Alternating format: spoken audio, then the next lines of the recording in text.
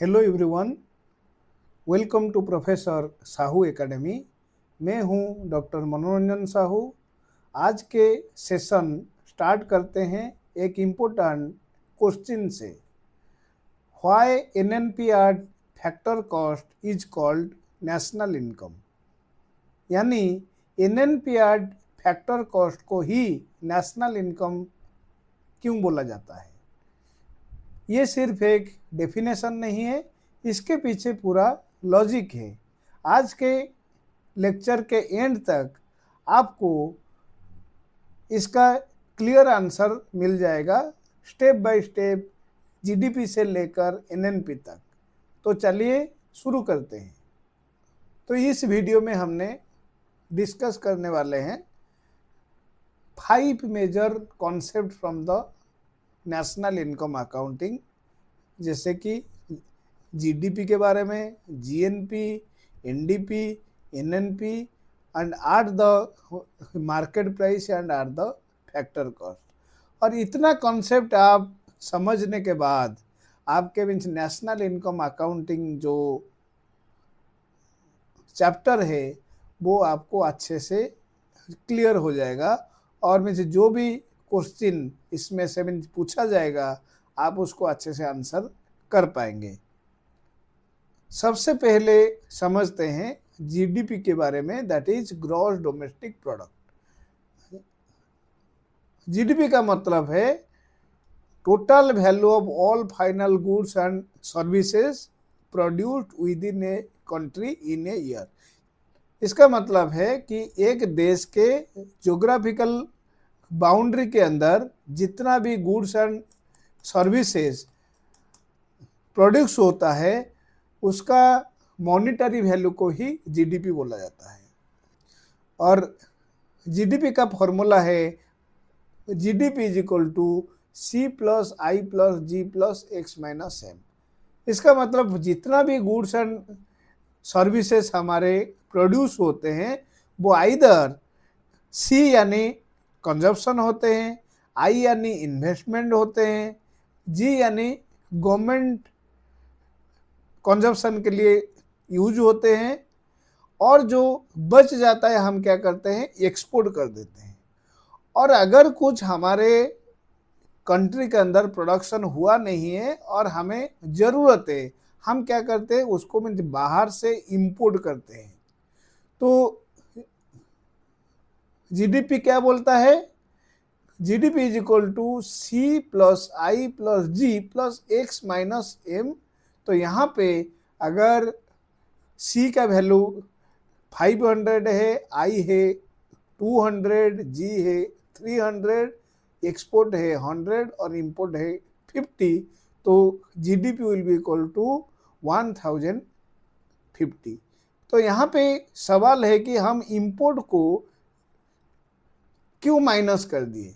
Import को हम इसीलिए माइनस किए क्योंकि ये इंडिया के अंदर प्रोडक्शन जो नहीं हुआ है वो हमने बाहर देश से में मंगवाए हैं। इसका मतलब ये फॉरेन का आउटपुट है, ये इंडिया का आउटपुट जो नहीं है। और क्योंकि जीडीपी का मतलब है जितना गुड्स एंड सर्विसेज इंडिया के अंदर ही प्रोडक्शन होता है उसी को जीडीपी बोला जाएगा, इसीलिए फॉरेन आउटपुट यानी इंपोर्ट को हम यहाँ पे माइनस कर देते हैं। दूसरा इंपॉर्टेंट पॉइंट यहाँ पे है कि जीडीपी ओनली फाइनल आउटपुट को ही कंसीडर करता है जो कि इंडिया के अंदर या एक देश के ज्योग्राफिकल बाउंड्री के अंदर ही प्रोडक्शन होता है। इसका मतलब आपने इंटरमीडिएट गुड्स एंड सर्विसेज को इंक्लूड जो नहीं कर सकते हैं, आपको सिर्फ फाइनल गुड्स को ही जीडीपी में कंसीडर करना पड़ेगा। नेक्स्ट समझते हैं nominal GDP versus real GDP. Nominal GDP calculate होता है करेंट प्राइस में। करेंट प्राइस का मतलब ये है कि same year price.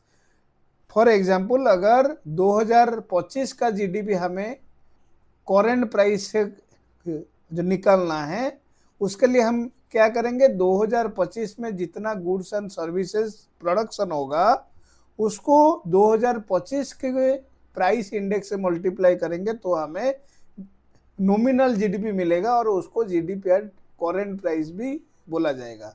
But real GDP में क्या होता है, we will use the base year price यानी इन्फ्लेशन एडजस्टेड प्राइस। और एक बेस ईयर क्या होता है, बेस ईयर एक जो नॉर्मल ईयर होता है जिस ईयर में कोई क्राइसिस ना हो, कोई पॉलिसी शिफ्ट ना हो, उसी को ही बेस ईयर माना जाता है। और अभी जो मीन्स गवर्नमेंट ऑफ इंडिया ने डिक्लेयर किया है कि हमारा जो मीन्स नया बेस ईयर है दैट विल बी 2022-23, और इससे पहले का बेस ईयर जो था वो था 2011-12। तो अगर हमें जीडीपी को बेस ईयर प्राइस से ही कैलकुलेट करते हैं तो उसको रियल जीडीपी बोला जाएगा। इसका मतलब 2025 का नॉमिनल जीडीपी तो हो जाएगा जब 2025 का आउटपुट को 2025 का प्राइस इंडेक्स से मल्टीप्लाई करेंगे। पर अगर 2025 का रियल जीडीपी हमें निकालना है तो हम क्या करेंगे कि 2025 का आउटपुट को 2022-23 का जो भी नया बेस ईयर आया है 2022-23 का बेस ईयर प्राइस इंडेक्स से अगर हम 2025 के आउटपुट को मल्टीप्लाई करेंगे तो हमें रियल जीडीपी मिलेगा। फॉर एग्जाम्पल सपोज हमारे जो nominal GDP for the year 2024 will be equal to output produced, suppose it is 100 into the price in 2024, वो हो जाएगा 2000। और 2025 का नॉमिनल जीडीपी होगा आउटपुट प्रोड्यूस्ड इन 2025, सपोज उतना ही 100 यूनिट्स का आउटपुट प्रोडक्शन हुआ है 25 में भी जितना आपका 24 में प्रोडक्शन हुआ था, into the price in the year 2025, suppose जो 30 है तो नॉमिनल जीडीपी आपका हो जाएगा 3000। यहाँ पर इम्पोर्टेंट बात यह है कि आउटपुट जो है वो 2024 में और 2025 में उतना ही प्रोडक्शन हुआ है, पर जीडीपी जो है वो इंक्रीज कर गया है। 2024 में वो 2000 था और 2025 में वो 3000 हो गया है। और इसका वजह यह है कि प्राइस चेंज हो गया है, क्योंकि 2024 में प्राइस था 20 रुपया, 2025 में प्राइस हो गया जो 30 रुपया, उसके वजह से आपका मीन्स नॉमिनल जीडीपी जो है इंक्रीज कर गया है। पर अगर हमें means real GDP for the year 2025 calculate करना है, यहाँ पर हम क्या करेंगे, output produced in the year 2025 that is 100 multiplied with the base year price. Suppose हमने यहाँ पे 2024 का प्राइस को बेस ईयर प्राइस मानेंगे तो हमारा 100 units of output will be mean multiplied with the base year price that is 20, तो आपके जो रियल जीडीपी जो होगा 2000 ही होगा। इसका मतलब रियल जीडीपी वो जो चेंज नहीं हुआ है, 24 में जितना था 25 में उतना ही है, क्योंकि आपका प्रोडक्शन भी जो सेम है इसीलिए आपके रियल जीडीपी सेम है। पर नॉमिनल जीडीपी वो 2025 में इंक्रीज कर गया है, इसीलिए कि क्योंकि प्राइस बढ़ गया है 2025 में 2024 के मुकाबले, इसीलिए आपके में नॉमिनल जीडीपी इंक्रीज हो गया है। तो आई होप आप ये nominal GDP versus real GDP का डिफरेंस को अच्छे से समझ लिए हैं। नेक्स्ट समझते हैं जीएनपी यानी gross national product. GNP can be calculated as GDP plus NFIA। NFIA का मतलब है net factor income from abroad. तो NFIA का फुल फॉर्म है net factor income from abroad. तो NFIA will be equal to income earned from abroad इसका मतलब जितने हमारे इंडियन सिटीजन हैं, कंपनीज है, वो जो फॉरेन में काम कर रहे हैं, तो उनका जो इनकम इंडिया में आता है उसको बोला जाता है इनकम अर्न्ड फ्रॉम अब्रोड। वो जीडीपी के साथ जुड़ा जाएगा और income paid to the foreigners, इसका मतलब जो फॉरेन कंपनीज है, फॉरेन इंडिविजुअल्स आके इंडिया के अंदर काम करते हैं और उनको उनका इनकम को हम क्या करेंगे कि जीडीपी से माइनस करेंगे, तो हमें मिलेगा NFIA यानी net factor income from abroad. तो जीडीपी में एक्चुअली में क्या ऐड होता है, that is the NFIA। NFIA का मतलब कितना इनकम हमें बाहर से मिल रहा है और कितना इनकम हमारे इंडिया से बाहर चला जा रहा है, तो वही है NFIA, जो कि आपके जीडीपी के साथ ऐड होने के बाद वो बन जाता है ग्रॉस नेशनल प्रोडक्ट यानी GNP। फॉर एग्जाम्पल सपोज आपके जीडीपी है 1000 और net factor income from abroad है 50, तो GNP बन जाएगा 1050। तो यहाँ पे एक important difference between GDP and GNP ये है कि जीडीपी जो है आपके जो लोकेशन बेस्ड है, इसलिए कि जीडीपी का मतलब क्या है, एक कंट्री के ज्योग्राफिकल बाउंड्री के अंदर जितना final goods and services production होता है उसी का मनी वैल्यू को ही जीडीपी बोला जाता है। इसका मतलब हम यहाँ पे लोकेशन को ही कंसिडर करते हैं जीडीपी को कैलकुलेट करने के लिए।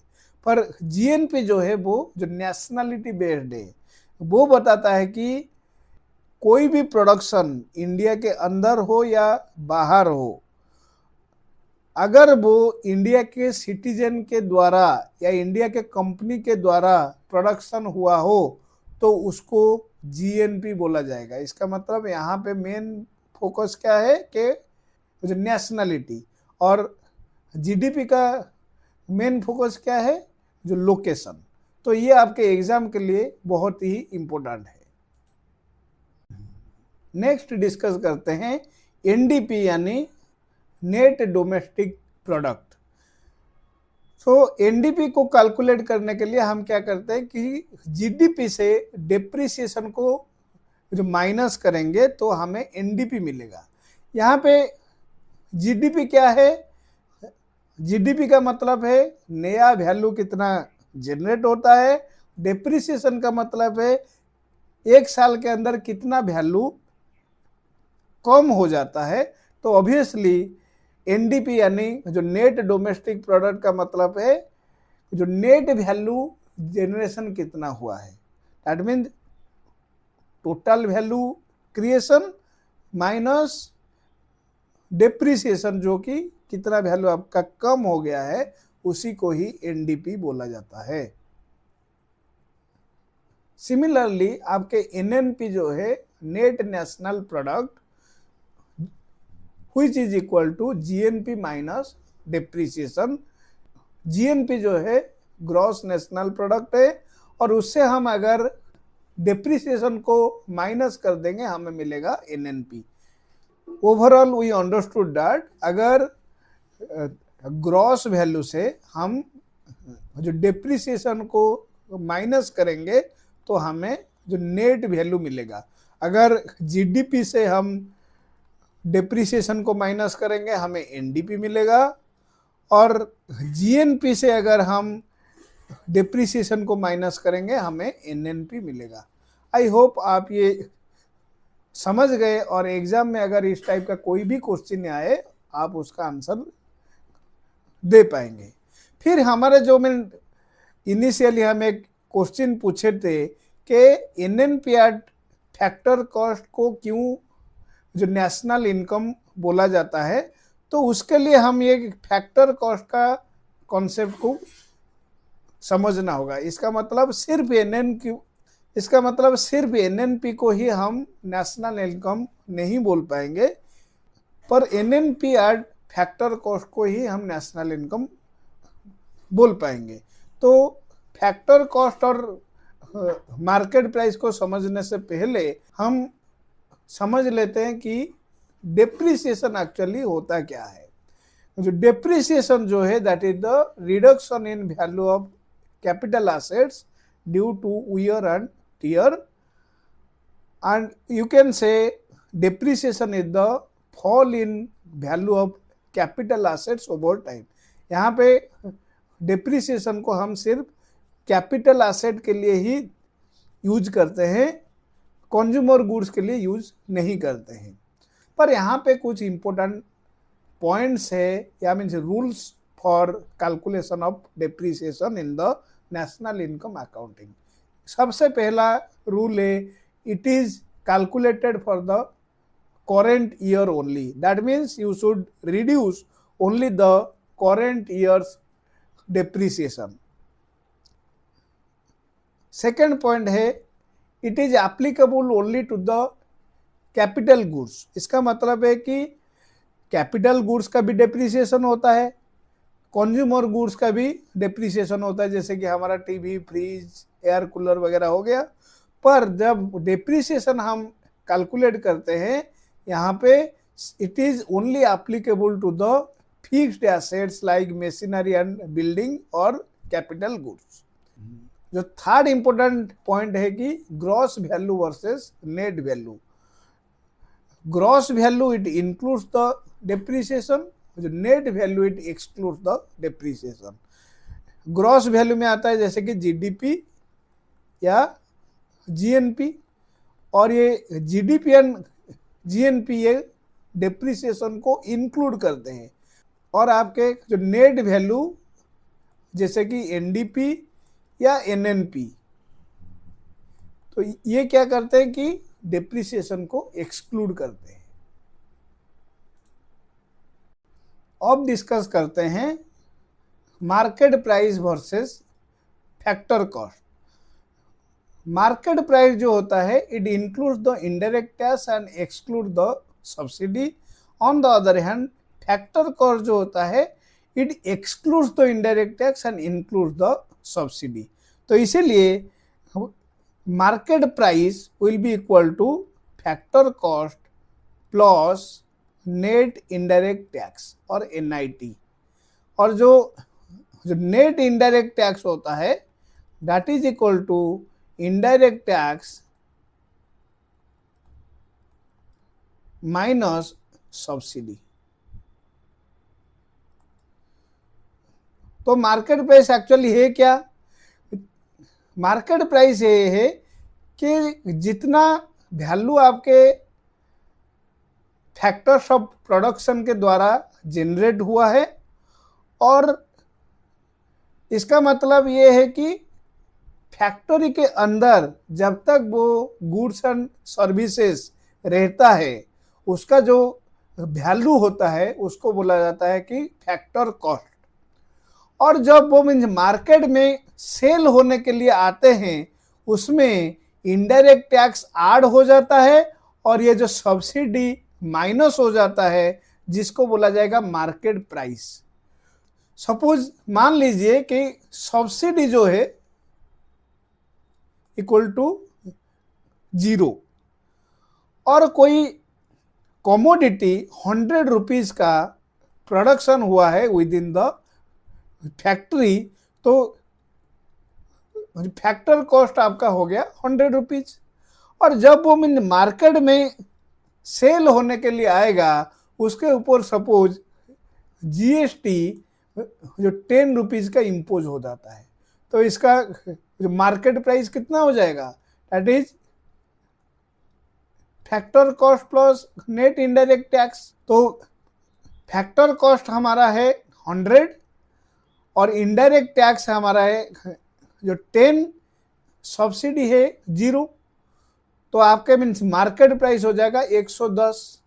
इसका मतलब जितने हमारे इकोनॉमी में एक्चुअली प्रोडक्शन हुआ है दैट इज 100 रुपीज का वैल्यू का मीन्स प्रोडक्शन हुआ है जो फैक्टर कॉस्ट है, और जो वो मार्केट में सेल होने के लिए आते हैं उसमें इनडायरेक्ट टैक्स ऐड हो जाता है जिससे उसका वैल्यू 110 बन जाता है। पर क्या 110 जो है वो एक्चुअली में इकोनॉमी में प्रोडक्शन हुआ है, या ओनली 100 रुपीज का ही वैल्यू प्रोडक्शन हुआ इकोनॉमी में? एक्चुअली में 100 रुपीज का ही वैल्यू इकोनॉमी के अंदर प्रोडक्शन हुआ है, और 10 रुपया जो जो टैक्स अमाउंट है वो एक्चुअली प्रोडक्शन हुआ नहीं है। तो इसीलिए एनएनपीआर फैक्टर कॉस्ट, दैट मीन्स जितना प्रोडक्शन हुआ है 8 फैक्टर कॉस्ट पे, उसी को ही नेशनल इनकम बोला जाएगा, यानी एनएनपीआर फैक्टर कॉस्ट को ही नेशनल इनकम बोला जाएगा। इसीलिए क्योंकि जो इनडायरेक्ट टैक्स है वो एक्चुअली एक एक्चुअल प्रोडक्शन नहीं है, ये ऐड हो जाता है फैक्टर कॉस्ट से जब वो कमोडिटी मार्केट में सेल होने के लिए आते हैं। तो इसीलिए हम एनएनपीआर मार्केट प्राइस को नेशनल इनकम नहीं बोलते हैं, और एनएनपीआर फैक्टर कॉस्ट को ही नेशनल इनकम बोलते हैं। आई होप कि ये तो आपको समझ में आ गया कि एनएनपीआर फैक्टर कॉस्ट को ही नेशनल इनकम क्यों बोलते हैं, और एनएनपीआर मार्केट प्राइस को क्यों नेशनल इनकम नहीं बोला जाता है। तो आज के लिए इतना ही, फिर मिलते हैं नेशनल इनकम के सेकेंड पार्ट में। Thank you so much. आशा करते हैं कि ये वीडियो आपको अच्छा लगा। Please like and subscribe to our channel and share this video with your friends. धन्यवाद।